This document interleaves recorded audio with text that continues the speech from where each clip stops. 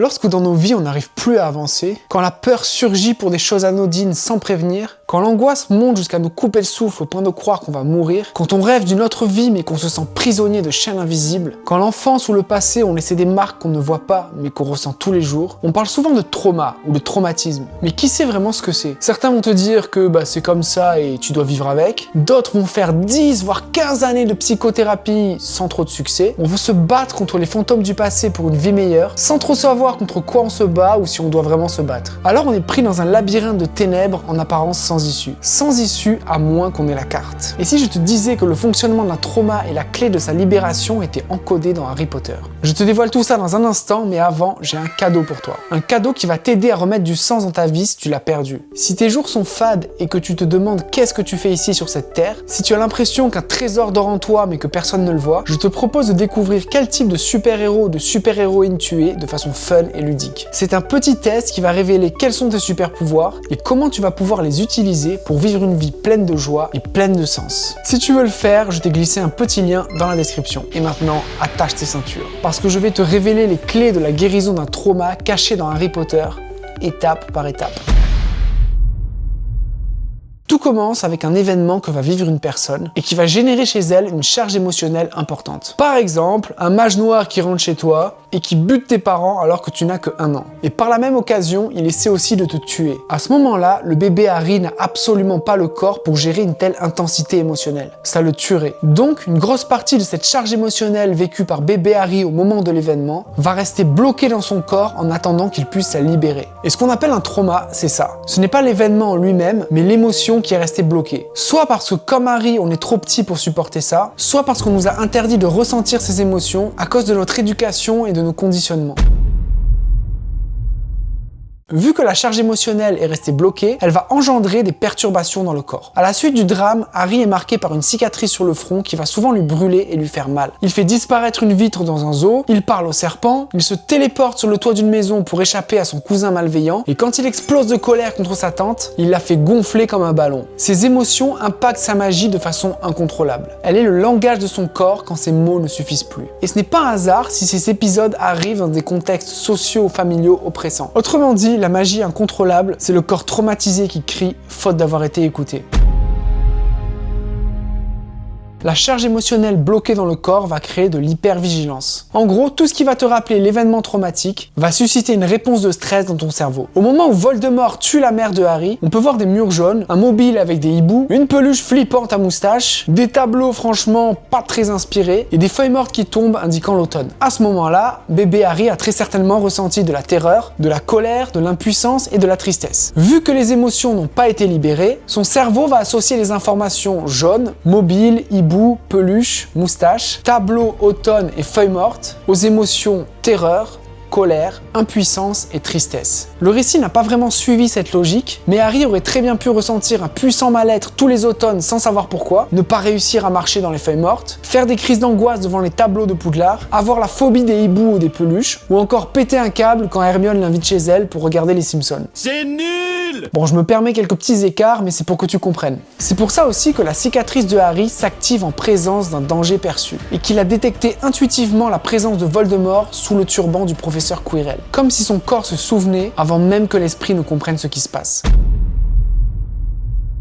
Cette hypervigilance va entraîner un état d'anxiété chronique dans le corps et dans le système nerveux. Quand on vit un trauma, le passé ne reste pas dans le passé. Il colonise le présent et projette son ombre sur l'avenir. On vit dans une tension constante, comme si quelque chose de terrible allait inévitablement arriver. Et tu vois que chez Harry, le futur n'est jamais vraiment apaisant. Il est bombardé de prophéties sordides, rempli de dangers, et toujours associé à la guerre, à la perte et à la mort. Même quand il vit un moment de calme, l'angoisse sous-jacente est là. Quand est-ce que le prochain drame va frapper? C'est un système de survie hérité du trauma. Le cerveau se projette sans cesse à la recherche du danger potentiel. Impossible de se détendre, impossible de s'abandonner, parce que pour un être traumatisé, le danger n'est jamais vraiment fini. Pour compenser le trauma, le cerveau va mettre en place une stratégie de survie. Et c'est précisément cette stratégie de survie qu'on appelle le traumatisme. Ça permet à bébé Harry de continuer à vivre malgré l'horreur qu'il a subie. Sauf que ce mécanisme implique un changement de personnalité qui va mettre en veille le soi authentique pour laisser fonctionner une personnalité suradaptée au danger. Le traumatisme crée souvent une aliénation. Et une aliénation, c'est quoi? C'est quand une force étrangère, émotionnelle, mentale ou symbolique, prend possession de ton espace intérieur jusqu'à étouffer ta vraie personnalité. C'est être envahi de l'intérieur par une mémoire, une voix, une peur, une énergie qui n'est pas toi, mais qui parle, pense et agit à ta place. C'est le sentiment profond de « je me reconnais plus ». Harry Potter est aliéné par une part de Voldemort qui vit en lui, comme un trauma qui s'est logé dans son inconscient. Il entend ses pensées, voit à travers lui dans ses cauchemars, il parle au serpent, ça fait flipper tout le monde, donc il est vu comme un agresseur. Lors de sa première année, Harry est à 2 doigts d'être envoyé à Serpentard, la maison de Voldemort. Et tout ça, ça le rend confus et il ne sait plus qui il est. Est-ce que c'est une bonne personne ou bien est-ce qu'il est mauvais par nature? Voldemort va même le posséder pour envoyer un message à Dumbledore lors de l'affrontement final dans l'Ordre du Phénix. Cette aliénation est symbolisée par la cicatrice en forme d'éclair de Harry. L'éclair, par sa nature, tranche, fend et fracture. Cette fracture marque la division entre l'enfant innocent et la part sombre de Voldemort qui s'est logée en lui. C'est par elle que le Seigneur des Ténèbres s'infiltre. Donc on a vu qu'après un trauma, le cerveau met en place des mécanismes inconscients pour nous protéger d'un danger perçu. Mais comme ces mécanismes sont inconscients, ils échappent totalement à notre volonté. Et c'est ça le cœur du sentiment d'impuissance. Tu veux changer quelque chose, mais il y a quelque chose en toi qui t'en empêche. Tu te retrouves dans des situations indésirables sans savoir pourquoi. Relations toxiques, sabotage professionnel, alcool, fuite émotionnelle, problèmes de couple, solitude chronique, dépendance affective. Tu veux t'en sortir, tu luttes, tu forces, mais rien ne marche. Reprenons l'exemple du tableau présent le soir du drame. Le cerveau de bébé Harry peut avoir inconsciemment associé l'information tableau à la terreur, la tristesse, la colère et l'impuissance qu'il a ressenti ce soir-là. Ou pas. Mais si jamais c'est le cas et qu'il a pour ambition de devenir artiste peintre, ça va être compliqué, même très compliqué. Il aura beau regarder toutes les vidéos de motivation avec des Américains qui lui gueulent dessus. Vas-y Harry, come on Harry, crois en tes rêves, deviens artiste peintre, arrête de procrastiner, bouge-toi le cul. Alors il va se bouger le cul. Mais comme son cerveau a associé l'information tableau à quelque chose de stressant, il va tout faire pour éviter l'information tableau. Et si tu veux éviter l'information tableau, la dernière chose à faire, c'est de devenir artiste peintre. Donc il va saboter sa carrière, mais c'est pas un sabotage, c'est une protection.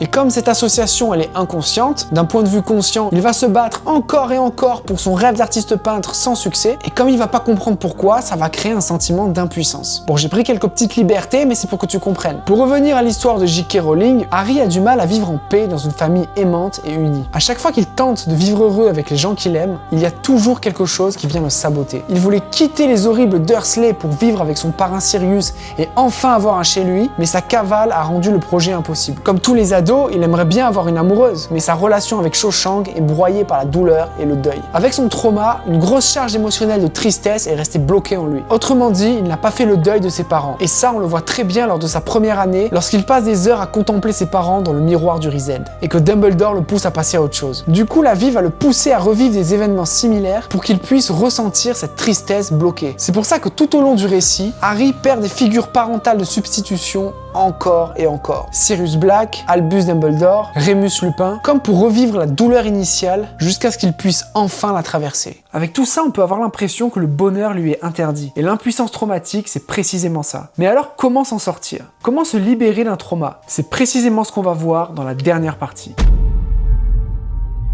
Pour se libérer d'un trauma, il n'y a qu'une seule façon, se laisser traverser par la charge émotionnelle qui est restée bloquée en nous. Le problème, c'est qu'on vit dans une société qui nous pousse à éviter nos émotions. Dès qu'on se sent mal, on pense qu'il y a quelque chose qui cloche chez nous. On résiste à la douleur au lieu de la laisser nous traverser. On se bat pour ne plus ressentir, on se laisse prescrire des cachets et des médicaments qui nous lobotomisent, et ce sont précisément ces charges émotionnelles bloquées qu'on refuse de ressentir qui créent des maladies comme le cancer. Et que va faire Harry au bout d'un moment? Il fait face. Il s'abandonne aux ténèbres et regarde Voldemort droit dans les yeux. Il lâche prise sur tout ce à quoi il tient et sur sa peur de mourir. Il dit adieu à ses amis et s'abandonne à son destin. Alors que tout le monde fuit Voldemort, il se livre à lui et se laisse tuer. Quand tu vis une crise d'angoisse ou une forte tempête émotionnelle, c'est exactement ce que tu dois faire. Regarder tes émotions droit dans les yeux et embrasser la douleur. Te laisser traverser par les cris, les pleurs, les tremblements, l'impuissance, la faiblesse. Tu vas avoir l'impression de mourir. Mais après cette mort, tu vas renaître. renaître plus libre et plus fort. Quand Harry s'est laissé tuer, c'est pas lui qui est mort, mais la part de Voldemort qui résidait en lui. Autrement dit, il s'est libéré de son trauma. Il est mort pour mieux renaître et il a pu vivre en paix en fondant une famille heureuse avec Ginny. Beaucoup de fans se sont retournés contre Dumbledore en apprenant qu'ils savaient que Harry devait mourir à l'image de cette réplique de Rogue. Vous l'avez élevé comme un porc destiné à l'abattoir. Certains ont pris cette phrase comme une vérité absolue en déclarant que Dumbledore est un méchant manipulateur et que Rogue est le gentil incompris qui veillait sur Harry depuis le début. Mais Dumbledore, c'est celui qui a poussé Harry à affronter ses traumas symbolisés par Voldemort. Il l'a préparé à faire face à ses démons pour qu'il s'en libère. Ce n'était pas Harry qui devait mourir, mais la part du mage noir qui vivait en lui et aliénait sa personnalité. Je le répète, mais Harry est mort pour mieux renaître. Et quelle créature mythologique meurt pour mieux renaître de ses cendres? Le phénix. Et devine un peu, comme par hasard, quel est l'animal de compagnie de Monsieur Albus Dumbledore?